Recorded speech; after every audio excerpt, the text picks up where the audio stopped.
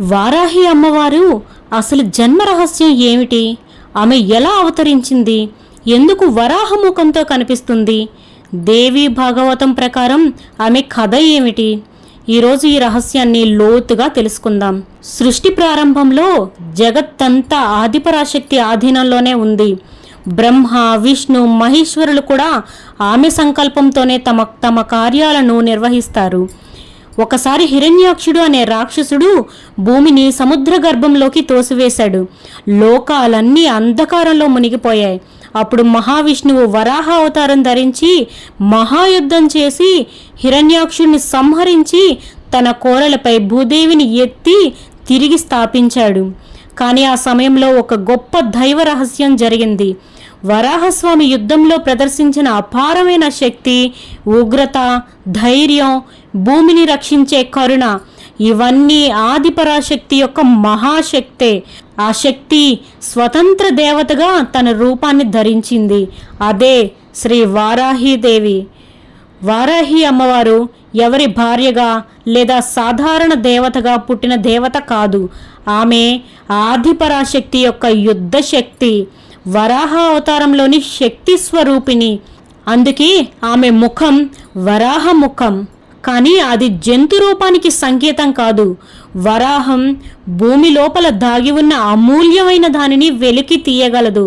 అలాగే వారాహి అమ్మ మన మనసులో దాగి ఉన్న అజ్ఞానం, భయం, దుర్గుణాలను బయటికి తీసి నాశనం చేస్తుంది. అందుకే ఆమెను భూశక్తి, స్థిరత్వానికి ప్రతీక, రక్షణకు మూలం అని పిలుస్తారు. ఇక్కడితో ఆమె మహిమ పూర్తి కాదు. దేవి భాగవతంలో ఆదిపరాశక్తి శరీరం నుండి అనేక శక్తులను సృష్టించి దేవతలకు సహాయంగా పంపుతుంది. ఆ దివ్య శక్తుల్లో వారాహి అమ్మవారు అత్యంత ఉగ్రశక్తి.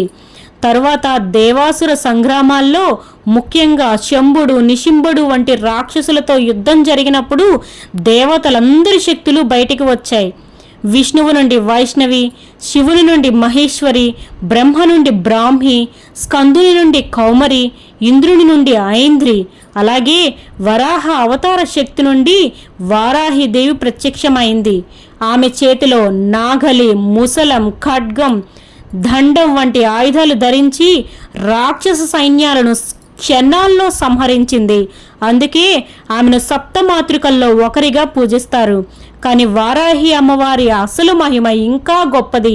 ఆమె కేవలం యుద్ధం చేసే దేవత మాత్రమే కాదు, భక్తుల జీవితంలో దాగి ఉన్న కష్టాలను వెలికి తీసి తొలగించే తల్లి, శత్రువుల అహంకారాన్ని అణిచివేసే శక్తి, అన్యాయానికి ఎదురు నిలిచే ధైర్యం ఇచ్చే అమ్మ, భయాన్ని బలంగా మార్చే మహాశక్తి.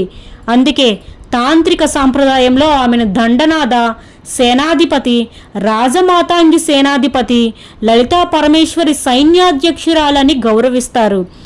గమనించాల్సిన విషయం ఏమిటంటే దేవి భాగవతంలో వారాహి అమ్మవారి గురించి సంక్షిప్తంగా మాత్రమే ప్రస్తావన ఉంది. ఆమె విస్తృతమైన లీలలు, శ్రీలలితతో ఉన్న సంబంధం, దండనాథ స్వరూపం వంటి వివరాలు ప్రధానంగా లలితోపాఖ్యానం, బ్రహ్మాండ పురాణం, తంత్ర గ్రంథాలు వంటి శ్రీ విద్యా సాంప్రదాయంలో విపులంగా వివరించబడ్డాయి. అందుకే వారాహి అమ్మవారిని అర్థం చేసుకోవాలంటే ఆమెను కేవలం అవతార శక్తిగా కాకుండా ఆదిపరాశక్తి యొక్క ఉగ్ర కరుణా స్వరూపంగా చూడాలి.